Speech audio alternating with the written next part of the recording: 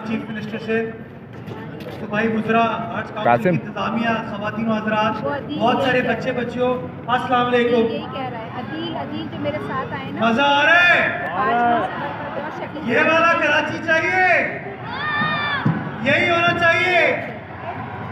मैं ज़्यादा लंबी बात नहीं करूँगा, मैं सिर्फ ये कहना चाहूँगा कि आज से तकरीबन कोई 5 माह पहले एक मुल्क के वज़ीर ख़ारजा पाकिस्तान तशरीफ़ लाए, कुछ घंटों के लिए कराची पहुँचे तो बिलावल साहब ने मुझे और सरदार शाह साहब को कहा कि उनको 3 घंटे ज़रा लुक आफ्टर कर लीजिएगा।